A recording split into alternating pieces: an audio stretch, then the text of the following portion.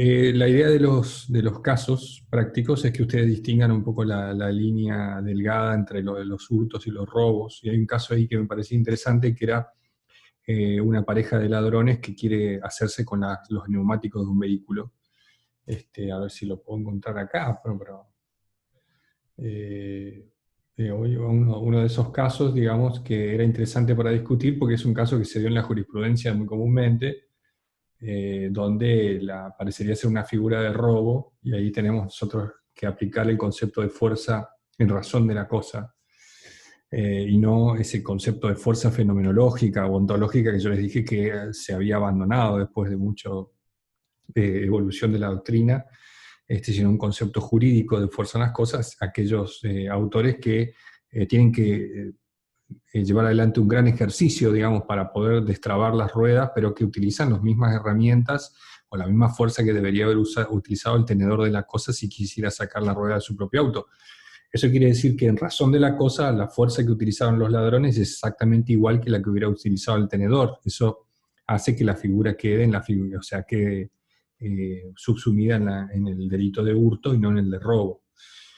Más allá de que no estamos hablando de una fuerza excesiva, pero ni destructiva, ni de ninguna característica ontológica, sino que hubiera sido robo si ellos tuvieran que haber ejercido una fuerza tal que hubiera necesitado, digamos, liberar o quitar el obstáculo o la defensa predispuesta que le había puesto el tenedor a la cosa para que no se lo sustraigan, ¿no? Para mí es una figura de hurto simple, sí. No es hurto de vehículo dejado en la vía pública, porque no es el vehículo el que están hurtando, sino una parte del vehículo, y eso no está avalado, sino el hurto de vehículo como hurto calificado hace referencia a todo el vehículo, ¿no? Que después de fallos plenarios se conformó que hablaba de cualquier tipo de vehículo, lo que le quita un poco de razonabilidad al agravante, un poco de desproporción también en el agravante, porque no puede ser que el hurto de una bicicleta dejada en la vía pública tenga el mismo reproche penal que tiene el hurto de un vehículo. Más allá que el valor de la cosa no juega, como dijimos al principio, no juega ningún papel en la configuración de los delitos contra la propiedad. Habíamos dicho al principio de estas clases que lo importante para el derecho penal es que para que se configure el hurto, necesitaba que exista un apoderamiento, un desapoderamiento, la disponibilidad del sujeto, es decir, que la cosa salga del patrimonio. Necesitábamos que la cosa pertenezca a un patrimonio y que tenga algún valor, pero más allá de eso nada. Es decir, que no necesitábamos que la cosa sea valuable económicamente, ni que tenga un valor en el mercado, ni que tenga una cierta evaluación, solamente tenía que tener valor y pertenecer al patrimonio de alguien, porque si no estaba en el patrimonio de alguien no podía ser objeto de hurto. Eso sería lo que pasaba con el hurto de las ruedas o de los neumáticos del vehículo, que constituye un hurto simple. Porque los autores realizaron el mismo, o sea, tuvieron que realizar la misma fuerza en razón de la cosa para poder obtenerla, que hubiera hecho el tenedor. Entonces, como es la misma fuerza, no han tenido que desplegar ninguna otra artimaña, ningún otro ejercicio de fuerza distinta para vencer eso. Bueno, ahora si el tenedor le hubiera puesto algún tipo de candado o traba, ellos tienen que destrabar eso, por más que no la rompan, que la destraben nomás, ya podríamos estar hablando de una figura grabada de hurto, o mejor dicho, de robo, ¿no? Para que se entienda más o menos. Pero hoy vamos a ver, a ver que vemos un ratito el chat, porque no nos comunicamos. Yo le puse hurto, dice, porque en robo tiene que usar fuerza para ganar la defensa predispuesta. Vencer sería la defensa predispuesta de la cosa, está bien.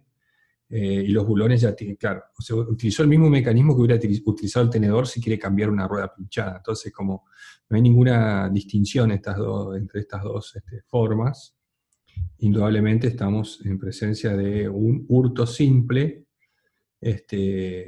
por el hecho de que, es decir, el tenedor también hubiera usado la llave cruz, hubiera tenido que utilizar el gato para levantar como es el vehículo y que se vea la rueda, etc. Bueno, bien, hoy vamos a ver el robo agravado por el uso de armas. Ya vimos el robo agravado en circunstancia de ocurrir un homicidio.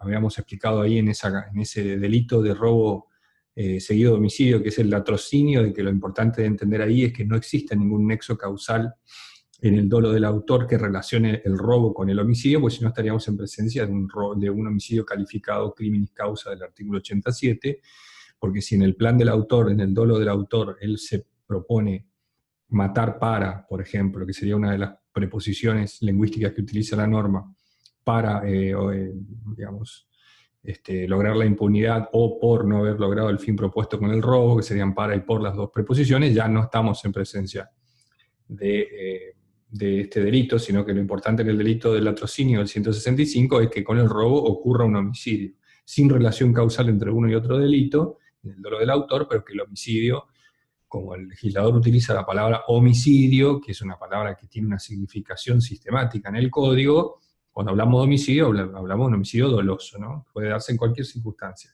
El caso que habíamos dado como ejemplo de esta circunstancia era que aquel que entraba a robar y se encontraba con su enemigo, ¿no? Y entonces, y en el momento, como vio al enemigo, lo mató. El robo y el homicidio se dan en el mismo contexto, pero sin relación de causalidad. Estaríamos en presencia del artículo 165 y no del 87. Después vimos también el robo agravado por lesiones, con la producción como resultado del robo, unas lesiones que están específicamente distinguidas en la ley como las lesiones graves y gravísimas. ¿Por qué? Porque en sí la aplicación de violencia y las lesiones leves quedan absorbidas justamente por la violencia del robo, no lo calificaría. Lo califica cuando supera esa violencia necesaria para vencer la defensa de las personas. Por eso la violencia es contra las personas antes, durante o después de cometer el hecho.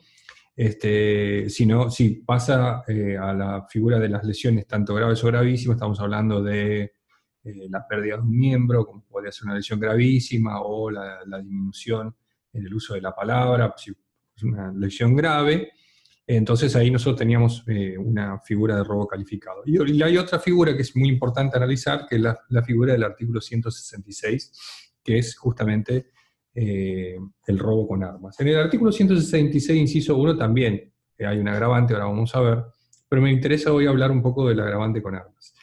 Esta reforma que se suscitó en este apartado, lo que pretendió hacer fue echar por tierra una vieja discusión en la doctrina y en la jurisprudencia que hacía referencia a dos teorías a la hora de la utilización de un arma para lograr el apoderamiento, dos teorías que en la jurisprudencia trataban de imponerse una sobre la otra, la teoría subjetiva y la teoría objetiva, que eran dos posturas, ¿no?, que estuvieron sus sendos fallos plenarios, que están citados en el libro Compadre, si no me equivoco, y que llegaron después a una conclusión, y que usted puede resolver una cuestión de robo con uso de arma desde el lado donde usted se ponga, desde la postura subjetiva o de la postura objetiva, va a tener resultados distintos. Posteriormente a esta clase de robo, yo voy a mandar otra vez un trabajo práctico sobre resolución de casos muy parecidos a los de hurto, pero ya con cuestiones relativas a los robos calificados. Bueno, bien, esta discusión que se pretende subsanar con la ley es fruto de alguien que hace un breve instante, digamos, no sé si ustedes vieron que había un conflicto con la policía bonaerense, con el gobierno de la provincia de Buenos Aires, algo que para nosotros, lo del norte, no suena como si fuera fantasía, ciencia ficción, porque está tan lejos de nosotros, es tan unitario este país, que nosotros en el interior no, y sin embargo todos los medios de comunicación están atentos a la problemática de los policías con la provincia de Buenos Aires, y después con otros hechos que son ampliamente repudiables, creo que fueron repudiados por todo el arco político, y también hay que repudiarlo de la academia, que es que los policías vayan con los equipamientos y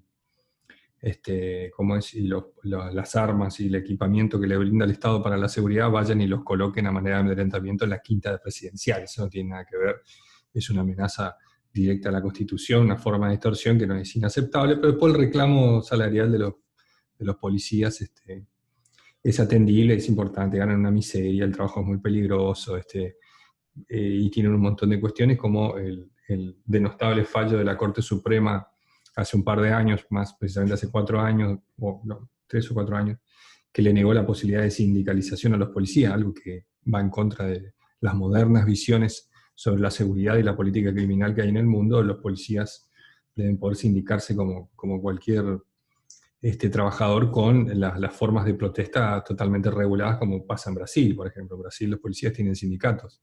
Lo que no pueden hacer es protestas paros totales de actividades, no pueden hacerlo, ni pueden hacer protestas cargando los elementos de trabajo, pero más allá de eso, no dejan de ser trabajadores. Ahora, lo que viene toda esta explicación que yo doy sobre una problemática seria que es la discusión sobre la sindicalización de la policía, yo estoy totalmente de acuerdo con la sindicalización. Ustedes pueden leer sobre eso artículos escritos por el profesor Zaffaroni, por ejemplo, en favor de esta idea. Los policías ofrecían, y a esto va la introducción esta medio larga que estoy haciendo, los policías estos que estaban haciendo su reclamo salarial, ofrecían como interlocutor a un señor que se llama Juan Carlos Bloomberg, ¿no? O sea, un famoso personaje de estos que aparecen oportunistas y que han utilizado una tragedia personal para pretender posicionarse políticamente. Mucha gente en la Argentina ha hecho eso, ha aprovechado las tragedias personales para pretender tener algún grado de autoridad moral para decidir sobre algunas cuestiones que son políticas de Estado profundamente sensibles e importantes, como la política de seguridad. Ustedes sabrán también que, por ejemplo, hay una persona que fue víctima de un robo muy, muy conocida acá, que se llama el caso Píparo. La mujer que fue víctima del robo después llegó a ser diputada, digamos, y tiene una concepción totalmente punitivista y de derecha sobre la visión de la política criminal.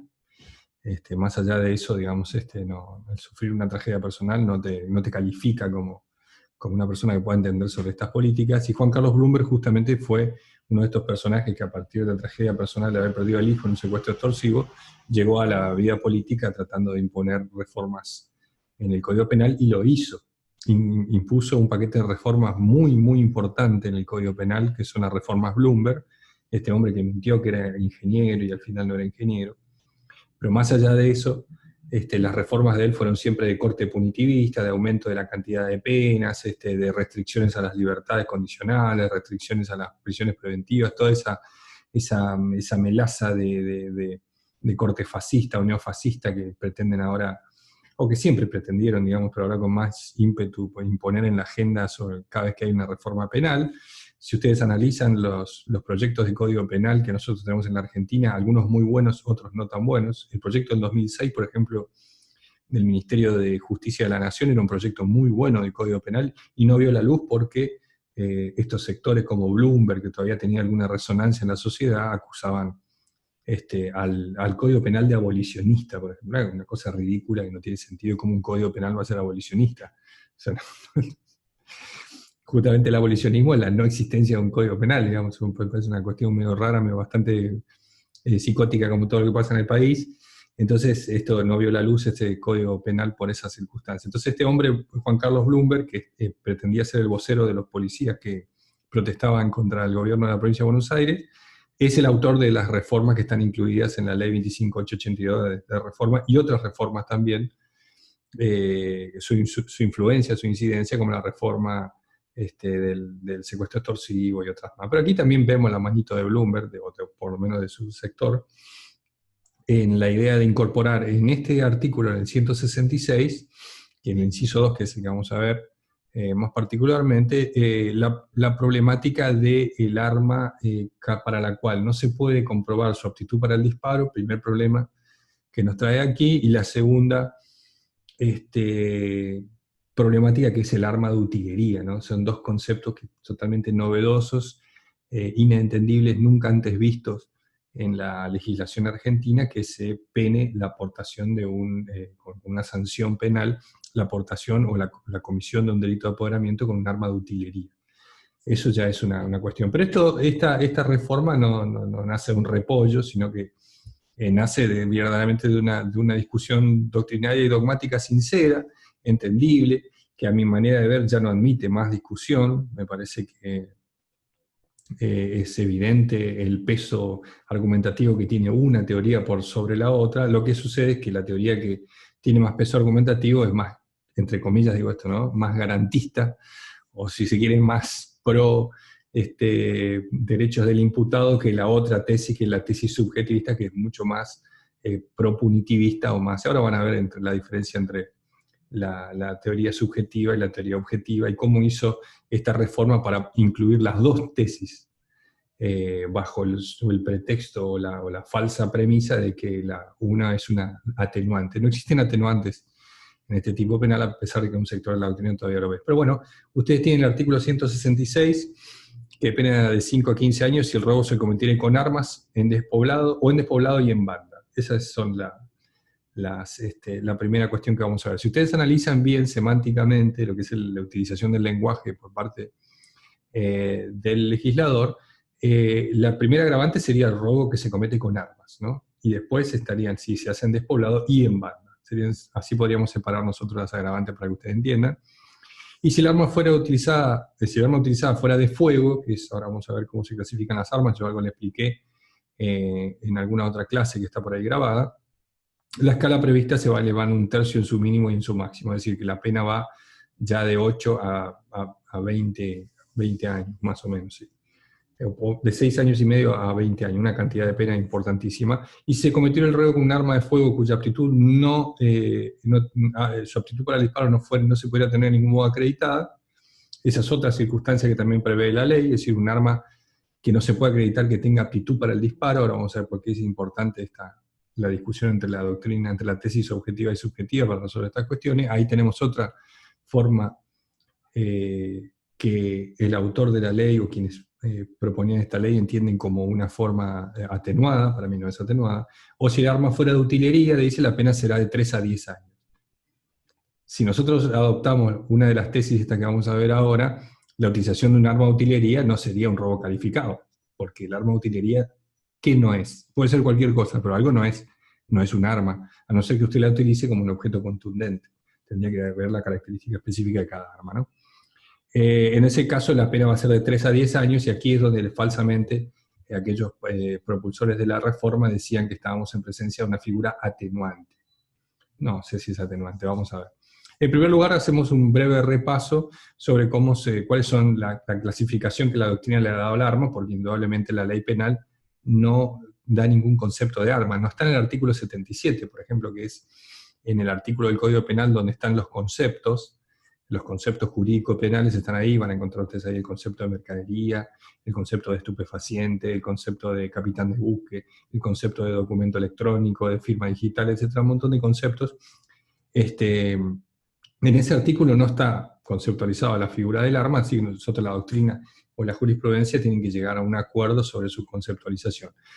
Indudablemente un arma es un instrumento, yo les había explicado en alguna otra clase, que tiene la capacidad de aumentar el poder ofensivo o defensivo de quien la porta. Eso sería un arma, ¿no? El arma lo que hace es permitir que el sujeto que tiene este objeto tenga mayor capacidad ofensiva si quisiera agredir y mayor capacidad defensiva si se viera agredido. De cualquier índole o naturaleza esa agresión va a aumentar su capacidad de defensa con la aportación o la utilización de un arma, indudablemente, pero a la vez si él quiere agredir cualquier bien jurídico, la utilización de un arma va a aumentar su poder ofensivo, y esa es justamente la razón de ser, o la explicación, la justificación de por qué los robos se califican o se agravan por la utilización del arma. Porque indudablemente la posibilidad de defensa de la víctima es mucho menor ante la intención de apoderamiento que vaya acompañada por la utilización de un instrumento que aumenta la capacidad ofensiva del sujeto. Esa sería una explicación muy simple, casi didáctica, para que ustedes entiendan cuál es la razón de ser de las agravantes por arma. Posteriormente, y en alguna otra reforma que ha transformado al Código Penal verdaderamente en una ensalada de frutas, para que ustedes entiendan, en la variedad, perdiendo toda sistematización, ya existe una agravante genérica. En el artículo 41 bis del Código, y 41 ter, hay otras agravantes también, pero ustedes van al artículo 41, van a ver unas agravantes genéricas que no solo contrarían la estructura sistemática del Código Penal nuestro, que es, ustedes saben muy bien que nuestro código está sistematizado bajo una estructura de números clausus. ¿Qué quiere decir esto? Que el dolo y los elementos objetivos y subjetivos del tipo penal están establecidos en cada tipo penal. No hay conceptos generales, como hay en otros códigos penales, como son los de números apertus, como el Código Penal Español, que, por ejemplo, da un concepto de dolo en la parte general y después da solamente una descripción de una conducta. Usted podrá entender, depende del concepto que vea en la parte general, si esa conducta fue dolosa o culposa. Nosotros tenemos números clausus en nuestro sistema. Todos los tipos penales ya tienen su aspecto subjetivo en cada tipo penal. Por regla general, lo dije alguna vez, todos los tipos penales en el Código Penal son tipos penales dolosos. Hay excepciones que son tipos culposos. Pero en el otro formato, en la otra forma de que uno puede estructurar un código penal, todos los tipos penales van a ser neutros, para que ustedes entiendan, y ustedes, el intérprete, en ese caso el juez, va a tener que distinguir entre los conceptos que le da la parte general de lo que es el dolo o la culpa, si esa conducta, en el caso concreto, corresponde a uno u otro concepto. Esa sería más o menos la explicación de lo que es un código penal numerus clausus y un código penal numerus apertus. El nuestro es numerus clausus. Entonces, esa idea, nosotros como no tenemos la posibilidad de conocer ese concepto, igual, a pesar de que nuestro código penal es de numerus clausus, contrariando esta sistemática y casi siempre atendiendo a las circunstancias contextuales o sociales imperantes, estableció el legislador, contrariando la sistemática, una agravante genérica por el uso de arma en el artículo 41 bis, si no me equivoco. Esa agravante genérica por el uso de armas se aplica a cualquier delito. Que no esté previsto, dice la ley, en su tipo específico, la utilización de armas como un agravante ya en el tipo, porque sería una doble agravante, ¿no? La agravante genérica, que no corresponde a nuestra sistemática, más la agravante específica que está en el tipo penal. Eso lo único que generó eso fueron confusiones en la interpretación, porque había un montón de jueces que no son muy amigos de la garantía constitucional, por decir así, que son tímidos con las garantías constitucionales, que pretendían agravar doblemente las conductas de robo calificado por arma del 166 y poniendo también la agravante del artículo 41, que generó muchísima confusión, y la confusión parte de agredir, por decir así, la sistemática del código, imponiendo un concepto general en la parte general que no corresponde a nuestro sistema de números clausus. Esa es la gran problemática. Por lo tanto, esa agravante genérica de arma no se va a aplicar, lo dice la ley, a pesar de que algún sector de la jurisprudencia lo entiende de otra manera, no se va a aplicar a este tipo penal porque este tipo penal ya contiene un agravante, el robo, específica por la utilización de un arma. Entonces este objeto que aumenta la capacidad ofensiva o defensiva, a la vez, y este es el fundamento del agravante, disminuye la posibilidad de defensa de la víctima ante el apoderamiento. Esta está muy bien. Como no hay concepto, les decía yo, de lo que es el arma en el Código Penal, vamos a tener que apelar a un concepto de la doctrina o de la jurisprudencia, y la clasificación que ha hecho la doctrina de la jurisprudencia ha sido, más o menos para que ustedes entiendan, las armas se califican de estas circunstancias. En las armas propias, que son objetos que han sido fabricados ex profeso, es decir, están pensados desde su fabricación, para aumentar el poder ofensivo o defensivo del sujeto. Yo les pongo aquí, por ejemplo, la figura del arma de fuego, que es una subdivisión de las armas propias. Un arma de fuego es indudablemente un arma propia, ¿no? Porque el arma de fuego está creada desde su concepción, digamos, particularmente apuntado a su creación a aumentar el poder ofensivo o defensivo del sujeto. No tiene otra finalidad que no sea esa, y esa es su finalidad principal. Entonces, son armas propias los objetos que han sido fabricados ex profeso para aumentar el poder ofensivo o defensivo del sujeto. Después tenemos otra clasificación, que es la clasificación de las armas impropias, ¿no? Las armas impropias ya no son pensadas ex profeso, no han sido ideadas, originalmente como un instrumento que pretende, como función principal, aumentar la capacidad ofensiva o defensiva del sujeto, pero que por su morfología, por su estructura, por cómo están diseñadas, o cómo se conforman, por sus materiales o su forma, son fabricados con otro destino, pero que por sus características aumentan indudablemente el poder ofensivo del sujeto o el defensivo del sujeto. Pero no son armas en sentido propio, sino son armas en sentido impropio, que podríamos hablar de, por ejemplo, una navaja, un cuchillo de cocina, una cuchilla grande de cocina, un machete, una azada, una hoz. Cualquier tipo de esos elementos son herramientas que están pensadas para un fin distinto, que es el de aumentar el poder ofensivo o defensivo del sujeto. La cuchilla fue pensada por su creador, por su inventor, para ser utilizada en la cocina o en la confección de alimentos. La hoz está pensada para los trabajos y las labores que se realizan en el campo, etc. Entonces estas armas, que tienen toda la estructura morfológica muy similar a lo que podría ser un arma propia, pero que por su naturaleza no lo son clasificadas o catalogadas dentro de las armas impropias.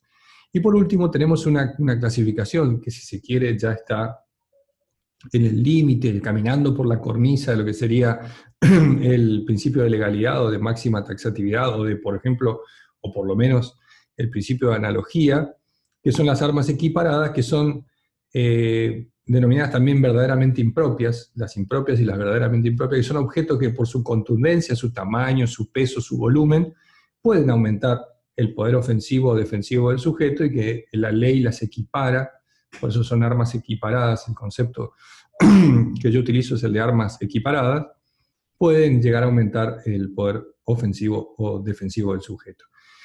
Estamos hablando de un bastón, de un caño de gran porte. Si ustedes ven, creo que hay un caso de un muchacho que entra a un locutorio, no sé si está en este trabajo práctico, ustedes corríjanme. ¿Vieron algún caso de alguien que entra a un locutorio y reduce al... acá dice, Alejandro decide cometer un robo, en eso se ve un telecentro del barrio, la cajera se disponía a cerrar la recaudación del día, pero también observa que dentro del local hay un guardia armado custodiado en el lugar. Ingresa al local, introduciendo su mano al bolsillo de su abrigo, amenaza a la cajera simulando poseer un arma de fuego. Bueno, ese no es el caso que yo estoy hablando. Este es el caso de lo que se denomina violencia simulada, no constituye ahí robo agravado por el uso de armas. Es decir, meter la mano en el abrigo y hacer como que uno apunta así, ¿no? Eso es lo que considero. Pero la segunda parte sí dice, pasa inadvertido para el guardia de policía apostado en el local, rápidamente planea su ruta de escape, toma un caño de un tamaño considerable que sujeta un cartel publicitario que se encuentra dentro del local, con ese objeto del descuido lo golpea y lo desmaya. Ese caso es interesante para resolverlo, no sé si alguno lo resolvió de alguna manera, lo quiere compartir aquí, porque ahí la utilización de la violencia física en las personas está siendo utilizada, digamos, en el último tramo temporal del acto de apoderamiento, digamos. No se ha hecho previamente ni concordante, sino después, posteriormente, para lograr la impunidad. ¿Y ustedes qué piensan de la utilización de un caño de tamaño considerable, conforme a lo que expliqué acá? Profesor. Sí. Como un arma equiparada. Ahí justamente es lo que yo coincide con la explicación. Sí, dígame. Yo resolví el tema del hurto ese como hurto no con uso de armas y después lesiones leves. El del guardia. En concurso. Pero fíjese que él está utilizando el caño para poder escapar, y él ya cometió el apoderamiento. ¿Me entiende? Entonces, si él cometió el apoderamiento, claro, la violencia física en la persona se extiende desde antes, durante o después de la comisión del acto de apoderamiento que constituye el robo, ¿no? Ahora, es discutible por el tipo de objeto que él utiliza en el sentido del arma, ¿no? Porque estamos hablando de estas armas que son... Hay mucho sector de la doctrina que critican la constitucionalidad de este concepto de arma equiparada, ¿no? Porque verdaderamente no es un arma bajo ningún aspecto. Pero en ese caso, si usted me da a pensar a mí, la mayoría de la jurisprudencia hablaría ahí de un robo calificado por el uso de arma equiparada. Y fíjese la gran diferencia en cuanto a la pena que puede existir entre la idea de un robo, que tiene como máximo 6 años de prisión, y un robo con arma que puede tener hasta 15. Entonces ahí nosotros nos damos cuenta qué importante que es mantener en el Código Penal una cierta sistematización para preservar. La idea de tener una sistematización en el Código no es caprichosa o antojadiza, no es que uno porque es ordenado o porque le gusta tener las cosas en su lugar, sino que la sistematización del Código lo que hace es preservar las garantías constitucionales del imputado.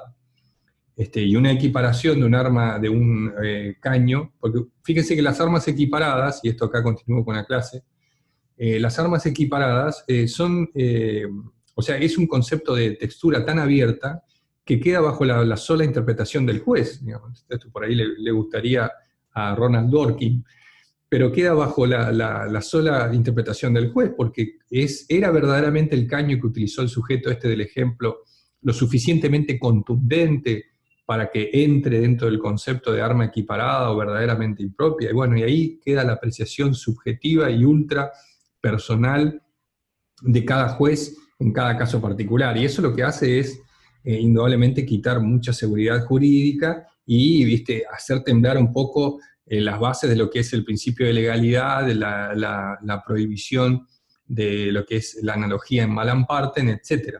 Entonces hay que tener cuidado con estas conceptualizaciones. Las armas propias, que verdaderamente no podemos negar que encuentren razonabilidad en que sean entendidas por el legislador como una forma agravada del robo. Las armas propias tienen mucha clasificación y las armas de fuego también tienen una clasificación. Si ustedes analizan el arma de fuego que vamos a ver ahora, como calificante del robo, porque fíjense que el robo se califica por la utilización de un arma y se recalifica, o si ustedes quieren hay una reagravante, cuando el arma utilizada fuera de fuego. Ahí nosotros tenemos una importante distinción que tenemos que hacer. No solo tenemos que conocer el concepto de arma, propia, impropia o equiparada, sino a la vez tenemos que conocer el concepto de arma de fuego, cuando hay un arma de fuego, ¿no? Pero bien, lo importante de este tipo penal del 166, del segundo párrafo, para que ustedes entiendan, es la discusión entre dos maneras de ver la utilización de las armas al momento del apoderamiento como figura calificante. Y esto se distingue en dos criterios relativos al robo con arma, que son criterios que la jurisprudencia ha batallado para tratar de imponer, y son dos formas de ver la misma situación, para verlo así. Hay un criterio subjetivo, que podríamos entenderlo, que está visto desde el lado de la víctima, o sea que ustedes para aplicar el criterio subjetivo tienen que ponerse del lado de la víctima, desde el lado de quien sufre el robo. Por eso les digo yo que es una visión de la teoría subjetiva, una visión mucho más punitivista, o sea, mucho más, si se quiere, represiva o, digamos, no tan beneficiosa para las garantías constitucionales del imputado, pero bueno, es una visión. Y la otra visión, el elemento objetivo, es una visión, si se quiere, de contenido más racional, a mi manera de ver, más real, más lo que tiene que ver con la realidad de las cosas, más ontológico, si se quiere, más fenomenológico, y está visto un poco más desde el lado del autor, ¿no? Desde el lado, no quiero decirlo del lado del autor, porque quien va a cometer un robo, aunque sea con un arma simulada, con un arma que no sea apta para el disparo, está cometiendo una agresión injustificada contra un bien jurídico. Pero para que ustedes lo entiendan, lo podamos decir sin caer en un eufemismo, por decirlo de manera más suave, ustedes lo ven desde el lado del resultado del delito, desde la víctima, la teoría subjetiva, y la teoría objetiva lo ven desde el lado de la acción, ¿no? Desde el lado de la acción del sujeto. No tanto en beneficio del ladrón, sino en el lado de la acción, porque si no, pues me van a acusar de que estoy a favor de los ladrones y todo eso, que ahora muy fácilmente la gente se crispa o se indigna con estas cuestiones. Así que si ustedes, para que entiendan la versión subjetiva de esta teoría, ustedes la van a interpretar más del lado del resultado, más del lado de la víctima, y el fundamento objetivo lo van a encontrar ustedes un poco más del lado de la acción. Lo que tiene la teoría subjetiva es que el fundamento del reproche, quiere decir esto, la razón de ser del agravante, por qué el legislador agrava la conducta, está dado por el mayor poder intimidatorio que provoca en la apreciación subjetiva de la víctima. Es decir, esto que juega un papel preponderante, la apreciación subjetiva y el grado de intimidación que sufre la víctima por una razón real, que a mayor grado de intimidación que sufre la víctima, menor defensa ante el apoderamiento. O sea, esto tiene no es puramente, digamos, subjetivo o no tiene una razón de ser, tiene una explicación. O sea, pero la teoría subjetiva se asienta sobre esa idea, la idea de la apreciación subjetiva de la víctima, por eso teoría subjetiva, y del mayor poder intimidatorio que le provoque en su apreciación puramente subjetiva. Es decir, para que ustedes entiendan en castellano, en castizo, cuanto más miedo tenga ante la presencia, aunque sea simulada, de una violencia armada para lograr el apoderamiento, cuanto más miedo le provoque eso a la víctima, eso va a generar la reacción estatal en la agravación de la conducta. Si la víctima se intimidó y fruto de esa intimidación redujo la posibilidad de defensa de la cosa, y el sujeto utilizó esa reducción en la posibilidad de defensa a través de la intimidación que empleó para apoderarse de la cosa, eso es un fundamento suficiente y válido para esta teoría subjetiva para que la conducta quede agravada en la figura del robo por utilización de un arma. ¿Cómo esto se resuelve o a dónde se aplica esto? Sobre todo a la utilización de armas de fuego. ¿Qué quiere decir esto? Ejemplo, para que se aclare la explicación que por ahí puede sonar un poco oscura o vidriosa. Una persona concurre a robar a otra y la encañona con un arma que está descargada. Primer ejemplo. Segundo ejemplo, la persona va a robar, y la encañona a la persona, a la víctima, con un arma que está cargada, pero es inútil para el disparo, no puede disparar, pero está cargada. Y la tercera opción, una persona va e intimida a otra para lograr el apoderamiento con un arma que es de utilería, que es una réplica. Esas son las tres opciones que ustedes tienen para resolver, a la cual le agregamos la cuarta, que no es difícil de resolver, que sería una persona que va y utiliza un arma para lograr el apoderamiento, y el arma esa está cargada y operativa, es decir, que puede ser disparada. Esos son el escenario que yo les planteo a ustedes para que lo entiendan. Lo resumimos así.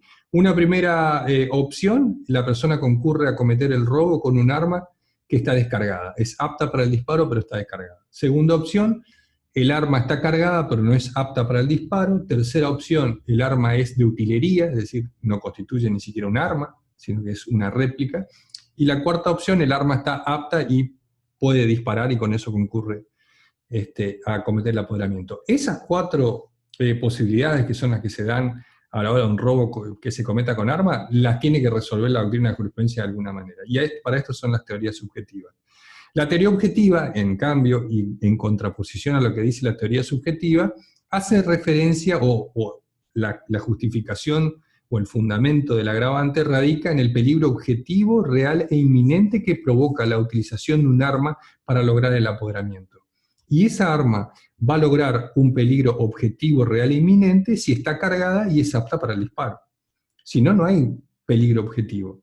Es decir, ¿qué peligro puede haber para mi vida o integridad personal, que es lo que la ley utiliza para agravar la conducta? Es decir, la conducta se agrava por la utilización de arma, objeto del delito, objeto que se utiliza en el delito, pero el fundamento jurídico es que con el arma se ponen en peligro no solo, o no se agrede solamente el bien jurídico patrimonio, sino otros bienes jurídicos de importancia como la vida o la integridad física. Ahí está, con eso conformamos o explicamos de manera genérica, o si se quiere global o holística, cuáles serían todas las aristas del agravante. La utilización del objeto tiene un porqué, pone en peligro otros bienes jurídicos, reduce la posibilidad de defensa sobre el apoderamiento de la cosa para la víctima, porque justamente están en riesgo sus otros bienes jurídicos.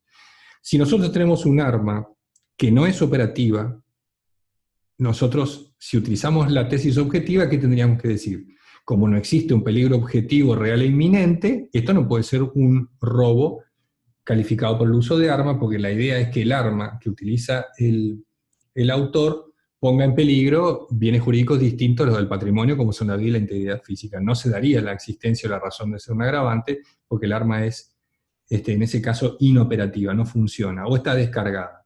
Si nosotros aplicamos el criterio subjetivo, ya el fundamento y el resultado del análisis o del razonamiento es distinto, porque ya no importa que el arma se pueda utilizar o no, sino que es suficiente con que la víctima haya sentido un poder, o haya sentido una intimidación suficiente, conforme a su apreciación, que le haya hecho reducir las defensas que podía ejercer para evitar el apoderamiento. Ahí nosotros tenemos esta problemática. ¿Cuál de las dos opciones a la hora de resolver un caso vamos a utilizar? Y eso ya depende de la concepción que nosotros tengamos sobre las garantías constitucionales. No es una discusión menor esta. Nos pone frente a una verdadera encrucijada sobre qué elegir. Si elegir o quedarnos o contentarnos con la apreciación subjetiva de la víctima sobre un peligro que ella cree que existe para bienes jurídicos distintos que la propiedad, o si verdaderamente nos asentamos sobre el principio de taxatividad y de legalidad y analizamos en el caso concreto si existió o no ese peligro que puso en jaque bienes jurídicos distintos que el de la propiedad y que quiso reducir la posibilidad de defensa ante el apoderamiento.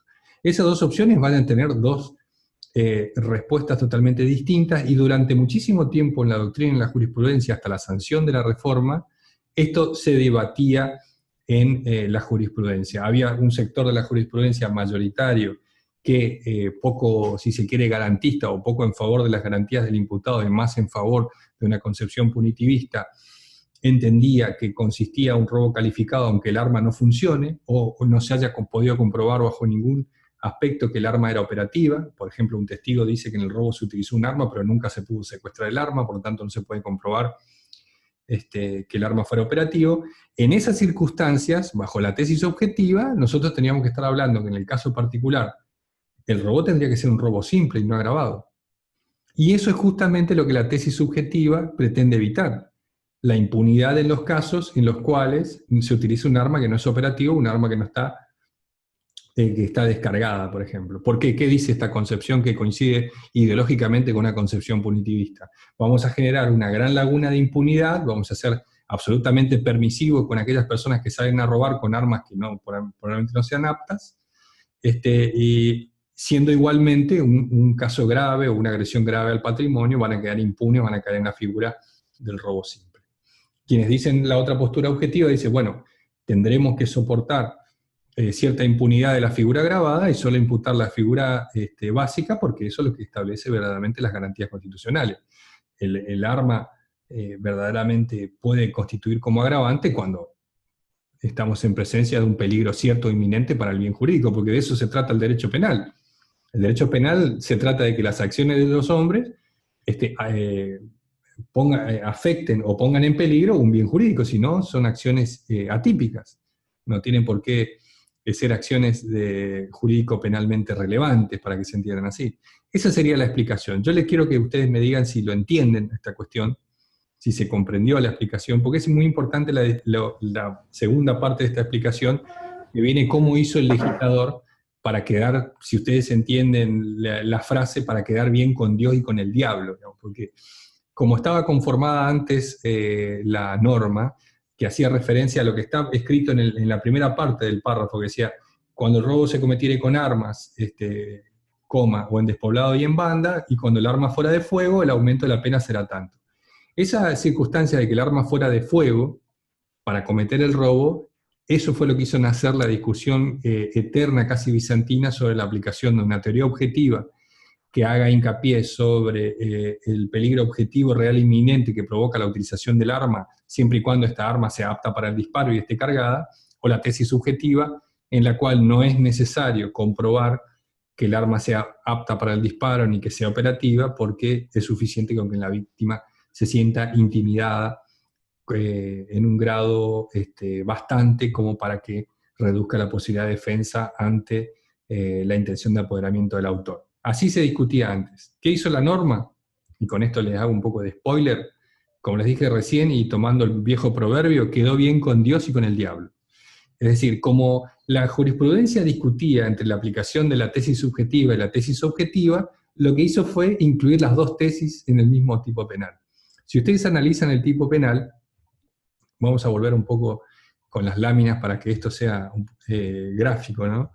Si ustedes analizan el tipo penal después de esta aplicación que yo les dije, de estas dos concepciones que nosotros vimos en la jurisprudencia debatirse durante muchísimo tiempo, cuando el robo se cometía con arma, por ejemplo, con un arma no apta para el disparo, en el caso de que se cometiera el robo con un arma no apta para el disparo, había tribunales que aplicaban la tesis subjetiva y decían, mire, eso es un arma, por más que no funcione, a la víctima le daba la apariencia, no puede la víctima analizar en el momento cuando es apuntada con un arma de fuego, no puede analizar si es operativa o no, si está cargada o no está cargada. Lo que hizo fue entregar todo porque verdaderamente la posibilidad de defensa era nula ante un arma de fuego, y si el arma estaba descargada, bueno, la intimidación funcionó para hacer disminuir la posibilidad de defensa de la víctima.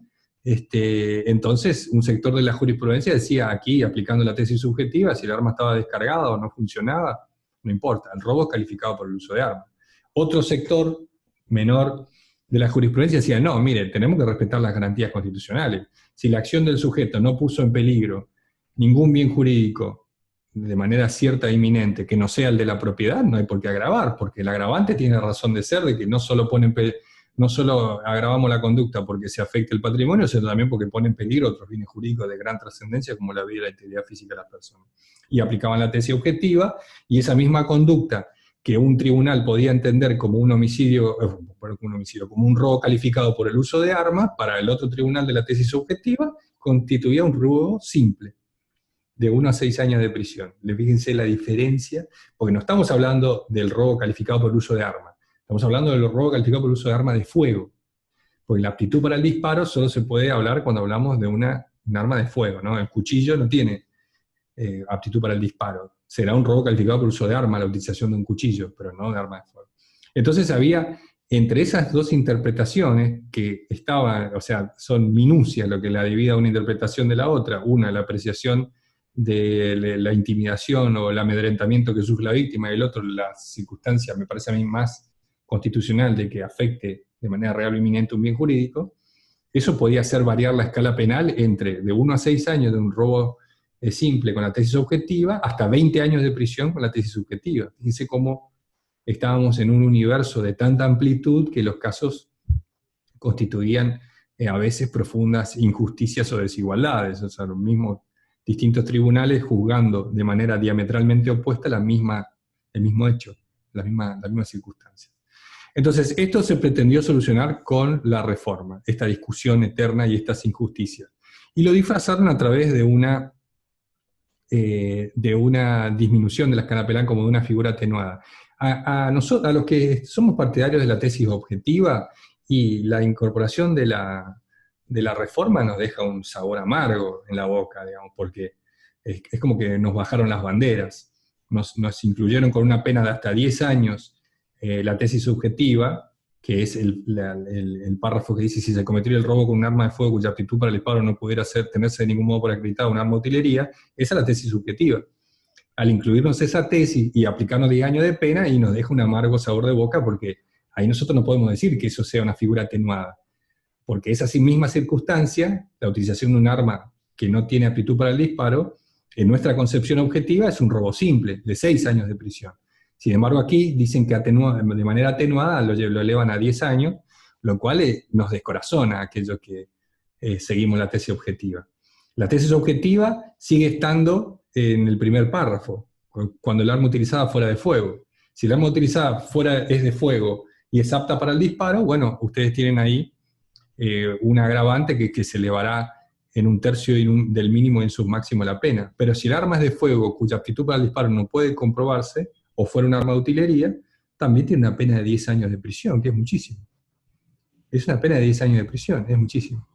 Cuando, bajo nuestra premisa o nuestra manera de ver las cosas, eso quedaría indudablemente en la figura simple, ¿no? Eso sería un robo simple. Por eso les digo yo que lo que hizo la reforma fue una especie de solución salomónica. Bueno, quedó bien con Dios y con el diablo, mantuvo la tesis objetiva en la figura gravísima de ese párrafo, que puede llegar hasta 20 años, y metió ahí por debajo, digamos, subrepticiamente, incluyó la tesis subjetiva en el párrafo que dice: si se cometiera el robo con un arma de fuego cuya aptitud para el disparo no pudiera tenerse de ningún modo por acreditada.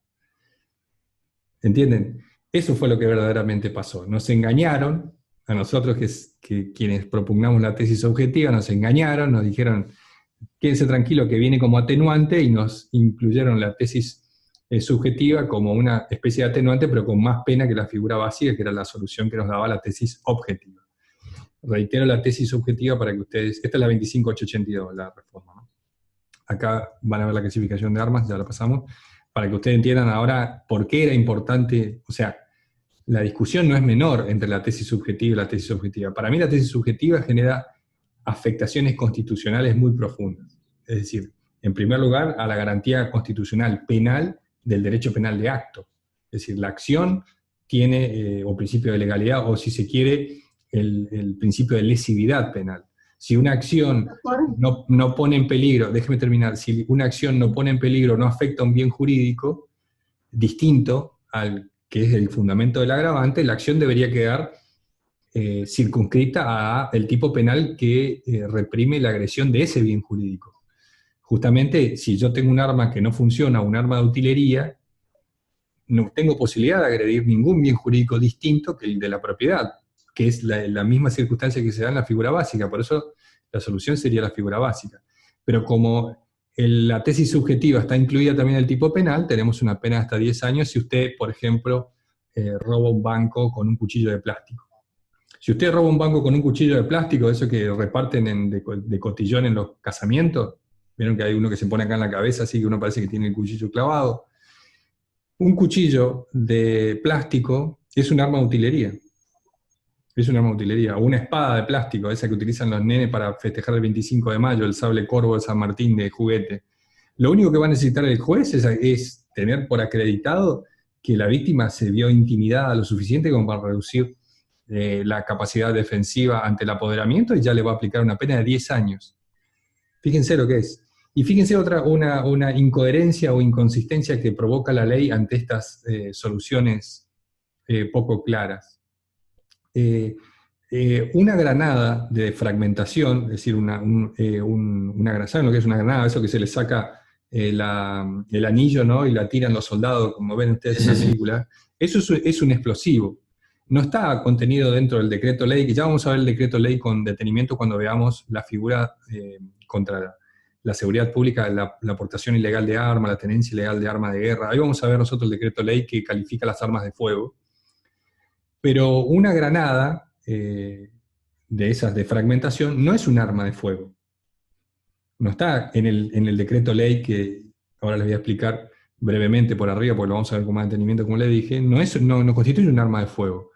Por lo tanto, si usted entra a robar a un banco con una granada activa, usted lleva la espoleta se llama eso que tiene ahí para sacar, la lleva ahí y amenaza al banquero para que le dé la plata con eso es un robo simple, porque no es un arma la granada. Pero si usted va con un cuchillo de plástico, de esos que le dan de cotillón en los casamientos, y es suficientemente real el arma para generar el amedrentamiento del sujeto pasivo, el robo es calificado por el uso de arma de utilería. Porque el arma de utilería, si ustedes analizan el tipo penal, no distingue arma de fuego de utilería. Dice arma de utilería. Entonces la interpretación taxativa sería esa. Y fíjese la inconsistencia que robar portando un material explosivo de gran posibilidad de daño, como es una granada, es un robo simple, y robar un banco con un cuchillo de plástico es un robo calificado, que le puede dar hasta 10 años de prisión. Esas inconsistencias se producen porque los tipos penales están fabricados o pensados desde posturas ideológicas que no coinciden con lo que verdaderamente debería pasar, que es que los tipos penales salgan de los pensamientos objetivos científicos de la construcción de una política criminal o de un derecho penal de corte científico. Aquí hay manos que han intentado abarcar todas las posibilidades existentes ante los robos, que son, si se quieren, los delitos de mayor preocupación para la sociedad común, es el robo, sobre todo el robo a mano armada, es el delito al cual, según las estadísticas, más miedo le tiene la sociedad. Por lo tanto, ahí es donde estos aspectos punitivistas hacen hincapié y apuntan para tratar de incluir sus ideas en los tipos penales, y quedan estos tipos penales como el 166, que generan esas injusticias y esas circunstancias, si se quieren, totalmente, ¿no? Incoherentes, porque es incoherente que uno entre a robar con un cuchillo de plástico y porque la cajera se vio amedrentada, porque era asustadiza, a usted le califiquen la conducta como robo calificado por el uso de arma de utilería, y en otras circunstancias no. Entonces, concluimos con que la ley de reforma, la 25882, lo que pretende hacer es cubrir todos los vacíos legales, introduciendo todos los criterios del tipo penal en formas de atenuantes, entre comillas lo digo esto porque es mentira, o agravantes, ¿no? Entonces ya la tesis objetiva que era la que verdaderamente uno podía interpretar, el viejo título del 166, lo debía interpretar de esa manera, con la tesis objetiva, porque antes que nada está la Constitución Nacional y las garantías constitucionales y los pactos internacionales y la garantía del imputado en el artículo 8 de la Convención, etcétera, etcétera. Eso está antes que cualquier interpretación. Sin embargo, las tesis punitivistas veían ahí circunstancias injustas en las cuales las personas podían concluir a robar con ese tipo de arma. Esto es una reforma que no es muy antigua, tampoco es muy nueva, pero no es muy antigua. Ustedes vieron, hace poco se estrenó en la televisión, no sé en qué canal o en qué plataforma, El robo del siglo. Es una película sobre el robo al Banco Río, que los ladrones se fueron por unas cañerías andando en bote. La protagoniza Francella y Peretti y otros actores argentinos que son conocidos, la habrán visto. Bueno, en esa película se ve claramente cómo quien es el cerebro, que es en este caso el actor es Peretti, Francella hace de un ladrón famoso, el apellido Dutet, no me va a salir ahora, creo que es Vitete el apellido. Vitete. Sí, bueno, él hace de ese, pero estoy hablando del personaje de Peretti, que hace del que craneó el robo. Ellos utilizan armas réplica. Y cuando se van del banco, dejan las armas con un cartel, y esto es real porque la película es prácticamente una película que se basa en los hechos que realmente ocurrieron, ellos dejan un cartel avisando que las armas son de réplica, que no son armas de fuego verdadera. Incluso hay una escena donde Francella entra en una reunión con todos los ladrones y los apunta y todos se asustan y se ponen intranquilos y dice, che, baja esa arma, y bueno, y ahí le muestra que son armas réplica, que no son de verdad. Justamente el que piensa el robo utiliza armas réplica para que la figura sea de robo simple y no de robo calificado por el uso de arma, ¿entienden? O sea, porque se entendía que la tesis que se debía aplicar era la tesis objetiva, y las armas, como no podían agredir ningún bien jurídico distinto que sea el de la propiedad, no podían agredir el bien jurídico vida ni integridad personal. También cuando se escapan dejan una granada falsa en el agujero por el cual se fueron. Ellos lo hacen a propósito para que, incluso lo dice el actor, dice, vamos a tener, si nos agarran, vamos a tener una pena mucho menor, quédense tranquilos.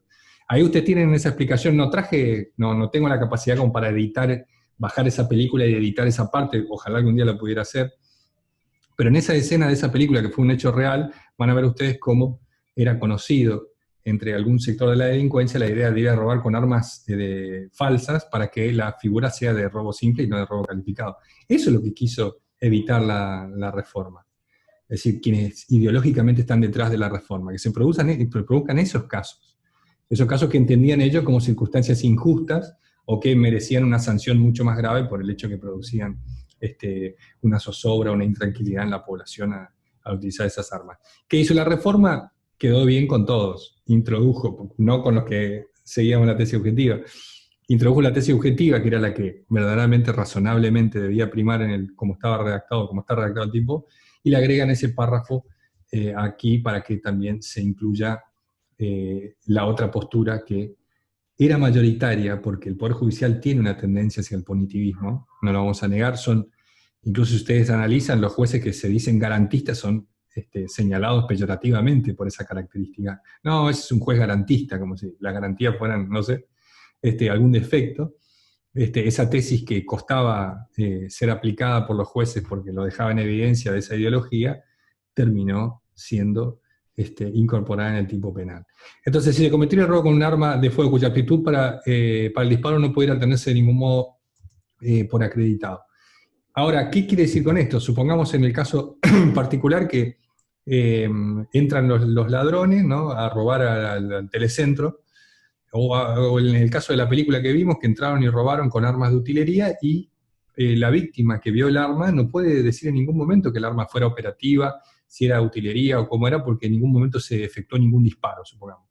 Si se efectuaron disparos durante el robo, indudablemente el arma que utilizaron para perpetrar el robo es un arma operativa con capacidad para el disparo.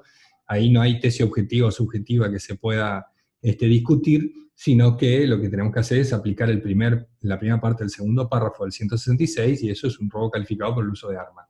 Punto. No hay más discusión. Ahora, en este caso de que no se podía acreditar, ¿qué pasa? En este caso los testigos vieron que los autores portaban armas. No se efectuaron disparos, no se pudieron secuestrar las armas, no se pudieron incautar, entonces no se le puede peritar, no se puede hacer la pericia balística para saber si las armas son operativas. Entonces, ¿qué? Se aplica la tesis subjetiva, que a la vez de ser menos garantista, más punitivista, le ahorra muchísimo trabajo a las fuerzas investigativas. O sea, no tienen que... los investigadores, los policías o el fiscal no tienen que andar muy preocupadamente buscando, tratando de secuestrar el arma que se utilizó para comprobar si realmente era apta para el disparo. Agarran el testigo dijo que vio algo medio plateado, que brillaba, que parecía un arma, o le apuntó algo de atrás y se dio vuelta así, vio sobre el hombro que era algo de lustre oscuro, como dicen las declaraciones policiales, todo con los mismos términos. Entonces eso ya es suficiente para que nosotros le apliquemos la figura grabada del tercer párrafo del tipo penal nuevo, y ya tenemos un arma que no pudo ser acreditada para su posibilidad de disparo, pero que los testigos están seguros que lo vieron. Eso es decir, hacerle más fácil la tarea a la acusación. Entonces nosotros tenemos una forma de robo con un arma que no es apta para el disparo. Hasta ahí nosotros podríamos discutir. O sea, fíjense, incluso yo le podría dar la derecha a cualquier profesor que me discuta, me diga, mira, la víctima se vio muy amedrentada, el temor que pasó la persona, etc. Y bueno, yo le diría, está bien, vos sos partidario de la tesis subjetiva. No hay ningún problema, no te hagas problema. Si es un arma de fuego, bueno, ¿saben lo que? Les doy un concepto rápido antes que me olvide de arma de fuego, porque no está aquí el concepto, lo vamos a ver más adelante. Pero un arma de fuego es un instrumento que, por medio de la utilización de un determinado mecanismo que genera una percusión en un proyectil, cuyo proyectil funciona a través de la compresión de gases, y ese mecanismo arroja un proyectil a distancia, eso es un arma de fuego. Un arma de fuego es eso, un instrumento que por medio de la acción de un percutor y la deflagración de la pólvora arroja un proyectil a distancia. Arma de fuego, concepto muy rudimentario, después lo vamos a mejorar cuando veamos la problemática de las armas, pero eso es un arma de fuego. Y ahí en el decreto ley que regula las armas de fuego, hay una clasificación jurídica que las distingue entre armas de guerra y armas de uso condicional, cuya clasificación es puramente jurídica, no es ontológica, no es que el tanque de guerra es un arma de guerra porque se usa en la guerra, o cosas así, no. La clasificación es eminentemente jurídica y tiene que ver con el destino que tienen las armas. Las armas que, no importa el calibre, el grosor, el tamaño o lo que sean, las armas que pertenecen a las fuerzas de seguridad son armas de guerra, porque la ley así lo dice, no porque se utilicen en la guerra. ¿Se comprende? Es una clasificación jurídica, ya vamos a ver con más detenimiento cuando veamos el decreto ley. Y las armas de uso condicional son armas que pueden utilizar las fuerzas de seguridad, que también las pueden tener, pero que están abiertas para la utilización de los usuarios civiles. Usuarios civiles y usuarios civiles condicionados. Y ahí tienen que ver mucho los calibres, hasta un determinado calibre es de uso civil, por ejemplo hasta el calibre 32 es de uso civil, las escopetas hasta el calibre 12, y etcétera. Ya vamos a ver la diferencia entre carabina, escopeta, arma de tiro, arma de hombro, etcétera. Las diferentes clases de armas de fuego. Pero si uno participa de un robo, y a esto voy, después te habré la explicación, con un arma de fuego, pero que no es apta para el disparo, bueno, les digo yo podría discutir con otros y decir, bueno, vos lo que tenés es, o sea, te sentís más inclinado, o te parece más razonable la tesis subjetiva, listo, está bien. La víctima se sintió intimidada. Pero el problema es cuando nosotros hablamos de armas de utilería. Y aquí sí que esto es absolutamente novedoso, no tiene ningún antecedente, ningún anal jurisprudencial o legal a nivel mundial que reprima o que castigue como una figura calificada a aquel que utiliza un instrumento que no es un arma. Porque, ¿qué es un arma? Y volvemos al concepto básico.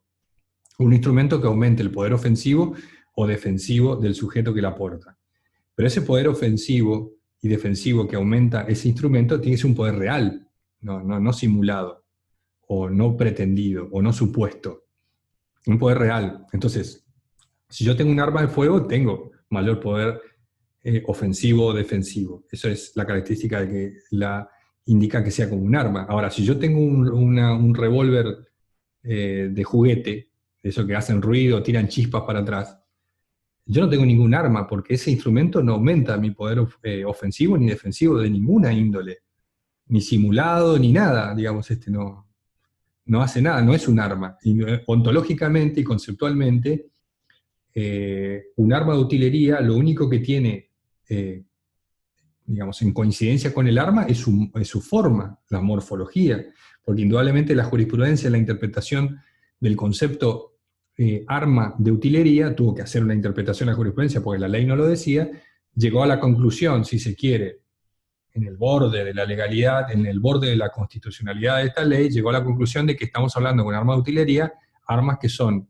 representan una réplica o una reproducción similar, muy similar, digamos, a lo que es un arma de fuego. O sea, si yo entro a robar un banco con un arma de esa del espacio, la que utiliza el capitán del espacio, digamos, que parece un arma de los alienígenas, entro a robar un banco y supongamos que la cajera se intimidó porque creen en lo de los ovnis y yo logré perpetrar el robo, bueno, digamos, ¿no? Ahí no podemos hablar de eso que sea un arma de utilería, pues ya estaríamos elastizando excesivamente el concepto de arma, el concepto de amedrentamiento, la razón de ser del agravante, sería todo un poco, ¿no? Irrazonable. Entonces, la única forma de interpretar que tuvo la jurisprudencia en esta idea del arma de utilería es entender que es un arma, que podríamos decir nosotros, una réplica o una reproducción similar a un arma de fuego, sino, o un arma en general, ¿no? O un arma en general. Entonces, esa es una interpretación que por lo menos brinda una pseudo o pretendida certezas a la hora de los casos concretos para que no la agravante no caiga en cuestiones totalmente irracionales o impensadas de que las personas concurran a robar con armas de juguete que evidentemente no son armas, ¿no? De todas maneras, el concepto es contradictorio y contrario al principio de legalidad, porque un arma de utilería ya semánticamente, terminológicamente, visto desde el punto de vista del propio lenguaje, es una contradicción, es un oxímoron. Es decir, estamos hablando de un arma de utilería. Si es de utilería, no es arma. Será un objeto de utilería similar a un arma, pero no es un arma. Porque cuando nosotros en el derecho penal decimos arma, estamos expresando un concepto que el derecho penal contiene y que está perfectamente aceptado por un decreto de ley y por toda la jurisprudencia. Entonces, esas son las problemáticas que generan. Pero si nosotros pensamos en cuál fue la intención de la reforma, nos vamos a dar cuenta indudablemente que la idea fue no dejar impune o que no se salieran con la suya los ladrones del Banco Río al obtener una condena por un delito mucho menor, al utilizar armas que saben que no son operativas para el disparo. Y a la vez, facilitarle las cosas a los investigadores que no necesitan probar si el arma era apta o no para el disparo, es suficiente con que un testigo diga que vio algo que le pareció un arma o que tenía algo plateado en la mano el autor para que esto se transforme directamente en una figura agravada. ¿Está? Entonces, esta problemática del artículo 162 es muy interesante. La discusión, la discusión sobre la tesis objetiva y subjetiva es una discusión para mí de las más serias en el derecho penal. ¿Por qué? Porque a pesar de ser una discusión científica, de carácter puramente dogmática, si se quiere, es una discusión que depende del punto de vista que uno lo vea siendo juez y tenga que resolver. Dependiendo de dónde uno se asiente, las soluciones pueden ser constitucionales, a mi manera de ver, o inconstitucionales y profundamente agresivas de las garantías o los principios de taxatividad, de legalidad, de lesividad del derecho penal. Así que es importante para que ustedes lo vean, léanlo, profundícenlo. Esto es mi explicación de esa manera puramente divulgativa, ¿no? Esto es una divulgación, no hago acá, no voy a hacer una conferencia sobre el robo calificado con el uso de armas, sino les doy estas pautas mínimas que ustedes tienen que tener en cuenta para más o menos ubicarse y entender, sobre todo, porque por ahí uno lee el tipo penal y dice, bueno, la reforma incluyó esto, pero no termina sabiendo, no termina entendiendo cuál fue la idea, porque por eso siempre yo cuando les explico un tipo penal trato de contextualizarlos, de por dónde viene la sanción de la ley, porque en la Argentina ninguna ley viene o aparece por la discusión que se hayan hecho en las aulas. No. O sea, la universidad, que debería ser la usina de creación de las reformas penales, o por lo menos de algunas orientaciones en referencia a la política criminal, a nosotros no dan ni bolilla a los legisladores. Yo particularmente, personalmente, he estado en el Senado más de una vez dando opiniones sobre proyectos de ley. Sobre todo, por ejemplo, en el proyecto de desaparición forzada de personas, yo participé en la discusión en el Senado. Y les aclaré justamente que la eliminación del elemento subjetivo iba a confundir ese tipo penal con el de... O sea, iba a generar la coexistencia de dos tipos penales, uno de la 26.200 y el otro del tipo penal.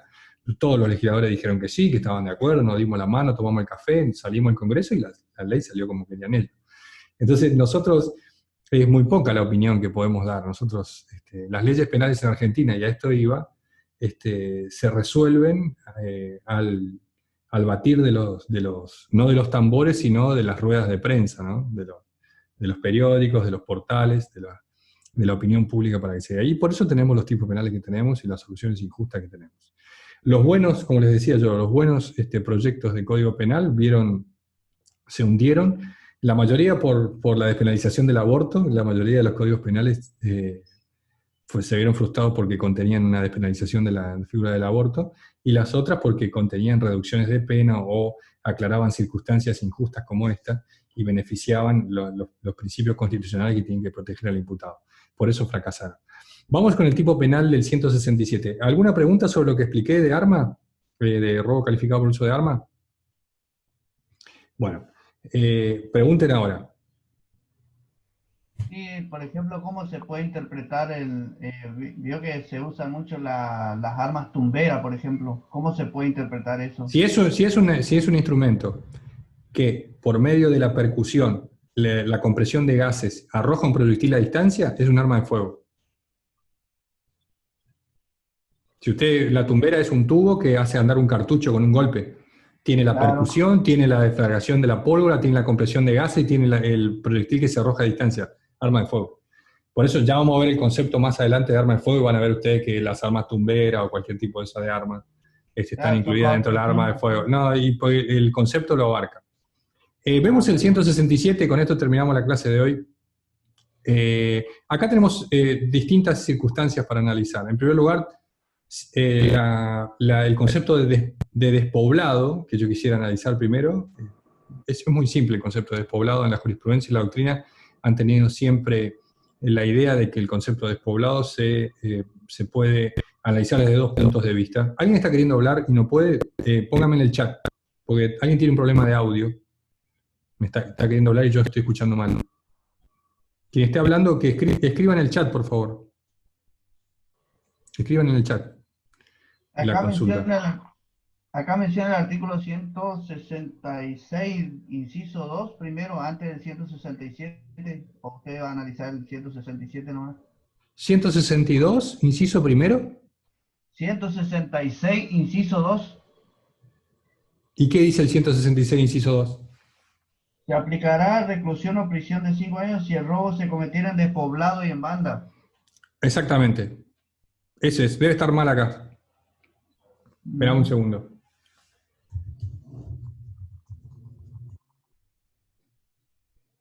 Vamos a analizar.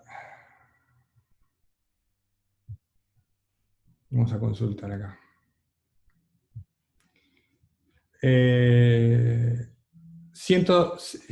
No, estoy hablando bien. El 166 con armas o en despoblado y en banda.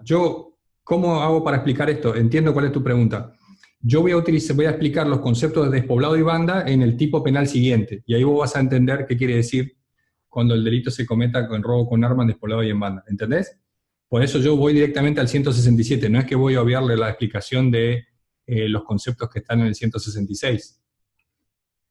¿Comprenden? Dice, en el 166.2 dice si el robo se cometiere con armas o en despoblado y en banda. Ese concepto de despoblado y en banda lo voy a explicar acá. Lo voy a explicar con el 167. Es la misma explicación, digamos, vale para el 166 también. Esa es la idea. Ahora entiendo. No, está bien que me hagan la aclaración porque entiendo cuál era el problema. Eso es. Voy a explicar acá. Para que ustedes entiendan, tenemos que hablar de dos conceptos. El primer concepto es el despoblado y el segundo concepto es la banda. Después están el robo calificado con perforación o fractura o efracción, que es la rotura la rotura para el ingreso o el egreso de los elementos que la ley describe, que son en este caso techo, piso, puerta, ventana, y hace referencia a dos conceptos que ustedes vieron cuando vieron violación de domicilio, que es el lugar habitado, puede ser la morada, o con que sea un lugar habitado es suficiente, o sus dependencias inmediatas, que es un concepto que ustedes vieron, y después están los robos calificados por las circunstancias del hurto. Por ejemplo, si el robo se cometiera con cualquiera de las circunstancias que están contenidas en el hurto. Supongamos de elementos dejados en el campo, de fertilizantes. Si eso se cometiera a través de un robo, no de un hurto, rompe usted la cadena para llevarse fertilizante, es un robo calificado por las circunstancias del hurto. Esos dos aspectos son bastante simples de entender. Lo que yo me quiero detener es en los dos conceptos que califican la conducta en el 167 y que ya están, como dijimos, y con esto lo vamos a aclarar, están en el 166 segundo punto, que son el despoblado y la banda, ¿no? El primer concepto que nosotros tenemos es el concepto de banda. Vamos a empezar por ahí. Para que ustedes entiendan de una manera simple, la discusión en la doctrina y la jurisprudencia sobre el concepto de banda siempre fue un problema álgido, siempre fue un tema de discusión. La jurisprudencia entre aquellos jueces que tienen una concepción mucho más garantista, lo voy a decir, voy a empezar a utilizar el término garantista para ver si podemos crear sentido y quitarle la mácula peyorativa que tiene esa idea, y aquellos que son jueces que son más punitivistas, bueno, vamos a decirle, a los jueces que no son garantistas, vamos a decirle punitivistas. Estos jueces más punitivistas tenían dos maneras de ver la banda, de aquellos que son más garantistas y aquellos que son más punitivistas. Si nosotros analizamos el concepto de bando desde la concepción esta que tuvo la jurisprudencia muchísimo tiempo, y que incluso hoy ustedes analizan en algunos fallos jurisprudenciales sobre algunos tipos penales en los cuales el legislador haya utilizado el concepto de banda, porque ese es el problema, el concepto de banda. Los conceptos más, o los jueces o los juzgados más de corte punitivista, si se quiere, hacen una interpretación de banda como una conjunción meramente ocasional a los efectos de la comisión del delito del número mínimo exigido por la ley. Es decir, que es suficiente para que se agrave la conducta que haya, a la hora de cometer el apoderamiento, la utilización de una cantidad mínima que establece la ley de sujetos que lo perpetran.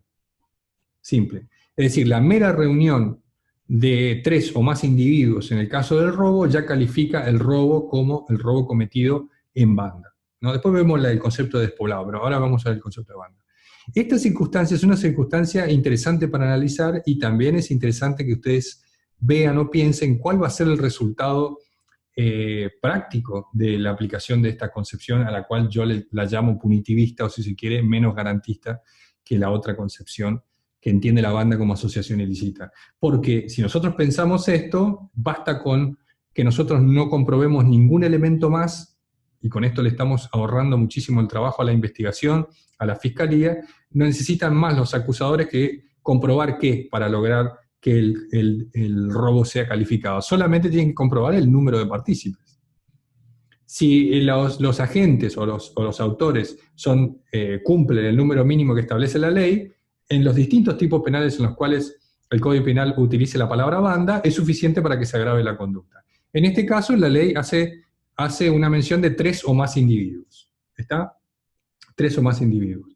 Con que el autor se acompañe de este número que la ley establece y que el fiscal o el acusador compruebe la cantidad de sujetos, independientemente, como dice la doctrina, que todos ellos sean capaces penalmente, puede haber dentro de la conformación de este número mínimo que la ley exige, gente inimputable, por ejemplo, de menos de 16 años, y eso no obsta a que se configure el agravante, eso lo dice la jurisprudencia y la doctrina hace mucho tiempo. Entonces, con el número mínimo de sujetos, ya es suficiente para agravar la conducta. Esta es la tesis más simplista, si se quiere, de mayor solución, y menos garantista, o si se quiere, de corte más punitivista. Entonces, nosotros tenemos una conformación de un número de sujetos cometiendo el robo, listo, eso es una banda.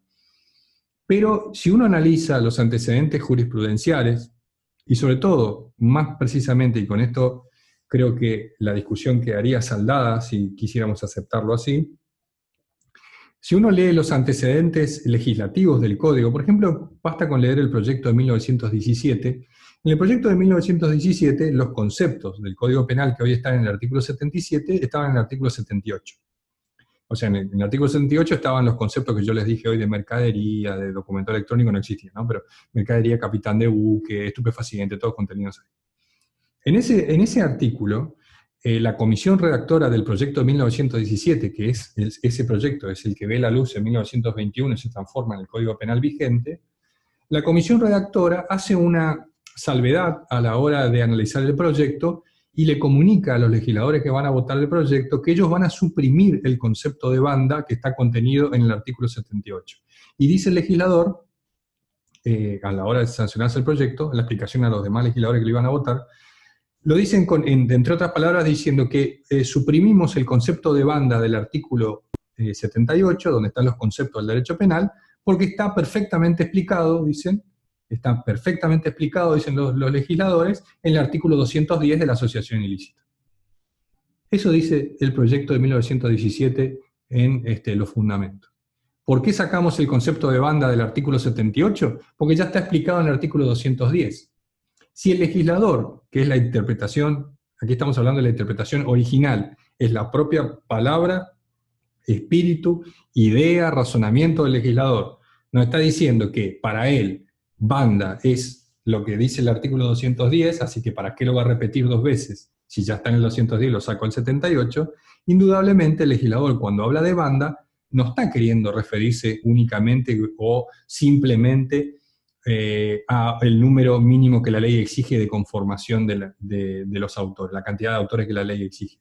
Está exigiendo algo más, que son los elementos y conceptos necesarios para conformar el delito de asociación ilícita del artículo 210. Porque si no, si la asociación ilícita y la banda fueran distintas, el legislador hubiera dejado en el artículo 78 del proyecto de 1917 el concepto de banda. Y ahí nosotros podríamos discutir, no, banda no es lo que dice el 210. Banda lo que dice el artículo 78, pero el propio legislador dijo que en el 78 no hace falta ponerlo porque ya está descrito en el 210. Esta interpretación auténtica es la que los partidarios como yo, como el profesor Bompard y otros autores importantísimos del derecho penal, no yo, autor importantísimo, sino los autores importantes del derecho penal, coincidimos en entender que cuando el legislador hace referencia a la palabra banda, está queriendo decir algo más que la simple reunión de un número mínimo que la ley exige para que se configure el delito en referencia a la cantidad de autores. Está haciendo referencia a la exigencia de una cierta organización, de un acuerdo criminal para cometer delitos de manera indeterminada, de una cierta permanencia en el tiempo, etcétera, etcétera. Y el número que la ley exige en el 210, que coincide con el número de la ley. Ahora, si ustedes aplican cualquiera de estas dos teorías, que los tribunales lo han hecho, van a llegar a la conclusión de que en un robo cometido por un número mínimo que establece la ley, sin que sea necesario comprobar los elementos que exige la asociación ilícita, ya va a ser agravada la conducta por haberse cometido en banda. Entonces, otra vez, esta postura, si se quiere, más punitivista, lo que hace es hacerle más fácil el trabajo a la acusación, no va a tener que probar que existe un acuerdo criminal previo, no va a tener que probar que el número mínimo fue querido por el dolo del autor, no va a tener que comprobar el fin criminal, que es uno de los elementos de la asociación ilícita, sino que solamente va a tener que comprobar el número de autores del hecho. Esa es la tesis, si se quiere, más simple que muchos de los tribunales han utilizado y utilizan hasta el día de hoy para analizar el concepto de banda. Yo prefiero la utilización del otro concepto, del concepto que coincide con el espíritu y la idea del legislador original del Código. Si el legislador original en 1917 eliminó el concepto de banda del artículo 78, pues ya estaba contenido en el 210, quiere decir que banda es la asociación ilícita. Por lo tanto, para calificarse la conducta de robo no es suficiente con que exista el número mínimo que la ley determina para que se dé el agravante, sino que además el acusador va a tener que comprobar en el juicio que había un acuerdo criminal, que el fin era ilícito, el número sumado al número al número mínimo de participantes en la asociación criminal, y además deberá probar la intención prestar el acuerdo por parte de cada sujeto a esa conformación criminal en banda. Esa es la discusión doctrinaria que me parece interesante y jurisprudencial también destacar aquí. Para nosotros, para la cátedra y para un gran sector de la doctrina, un grueso sector de la doctrina, banda es una asociación ilícita. Y por lo tanto, para que se dé el agravante del robo calificado por haberse cometido en banda, tiene que el juzgador o en el juicio comprobarse los elementos objetivos y subjetivos del artículo 210, que es el de la asociación ilícita. No basta para agravar la conducta que exista el número mínimo que la ley determina. Y esto tiene una explicación muy simple. Si nosotros, cada vez que se reúnen el número mínimo que la ley exige como banda, nosotros calificamos la conducta sin comprobar si existe una asociación criminal o una asociación ilícita, estamos echando por tierra todo lo que tiene que ver el artículo 45 y 46 de la participación criminal. No tendría ningún sentido la regulación que el Código Penal hace de la participación criminal entre autores, cómplices, partícipes necesarios, instigadores y encubridores. Esa clasificación perdería cualquier interés desde el punto de vista jurídico, porque con que haya 3 personas ya sabemos que son todos autores de una asociación ilícita, y no es así. Esa es la solución más fácil, es la solución que siempre termina aplicando la pena más gravosa, es la solución punitivista. Entonces, la mera pluralidad de agentes no constituye una banda en los términos del tipo penal. Lo que constituye una banda en el término del tipo penal, lo ha dicho el legislador del proyecto de 1917, es los elementos necesarios para conformar la asociación criminal, el artículo 210. Que ya vamos a ver cuando veamos delitos contra el orden público, vamos a ver los elementos particulares de una asociación ilícita. Pero los elementos que la doctrina mayormente acepta son 3. El acuerdo criminal, el fin delictivo y el número que la ley de partícipes que la ley exige. Después hay otros autores que para la asociación criminal exigen cierta permanencia en el tiempo, pero no es un elemento que se desprenda de la ley, sino de la interpretación jurisprudencial y doctrinaria, lo podemos discutir. Pero los otros 3 elementos, acuerdo criminal, fin delictivo y número mínimo de miembros, esos 3 elementos tienen que estar presentes en la comprobación de que existe una banda. El número mínimo de participantes no basta. Entendido esto, vamos a ver por último, porque ya se nos pasó el tiempo con todo, ya estoy usando tiempo de Sergio, Vamos a ver rápidamente qué quiere decir despoblado.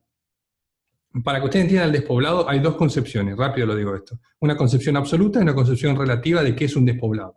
Cuando el robo se agrava por haberse cometido en despoblado y en banda, ¿no? En despoblado. Cuando hablamos de despoblado, la concepción absoluta tiende a un despoblado como un lugar fuera del radio habitado. Es decir, lugares desolados, alejados de toda civilización. Esa es la concepción absoluta de un despoblado, donde no hay nadie que viva cerca. Pero eso es una concepción que en la mayoría de los casos tiende a ser relativa si uno ve los casos prácticos. Y aquí aparece la otra concepción del concepto de despoblado. Cuando nosotros lo vemos desde un punto de vista relativo, no desde un punto de vista absoluto. No pensemos un lugar despoblado como un lugar donde no vive nadie, ¿eh? En el medio de la nada, en el medio de un desierto, en el medio de una campiña donde no hay nadie viviendo. Eso no es un despoblado. Un despoblado es un concepto relativo, y esta es la tesis que me parece más razonable, y que la mayoría de la jurisprudencia ya ha adoptado. Acá la jurisprudencia no es partidaria de la tesis absoluta. La concepción relativa dice que tiene que ver con la posibilidad, no tanto con el lugar, que puede ser en el radio urbano o en el ejido rural, no tiene tanto que ver con el contexto geográfico del lugar, sino con la posibilidad de que la víctima tenga la capacidad inmediata o inminente de lograr el auxilio o la ayuda de alguien. Si cerca de la persona hay alguien que le puede prestar auxilio, por más que esas personas estén en un lugar despoblado o alejado del tejido urbano, eso constituye, bajo el concepto relativo, constituiría una circunstancia que no permite que estemos hablando de despoblado.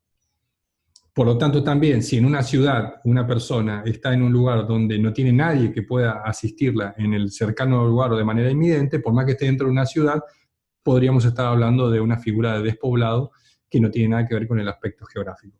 Con esto pretendo que entiendan. El concepto absoluto hace referencia más a un criterio, si se quiere, material o ontológico, propio de las circunstancias geográficas del lugar. Estamos hablando de un criterio absoluto, tiene que ser un lugar donde no viva nadie para que sea despoblado.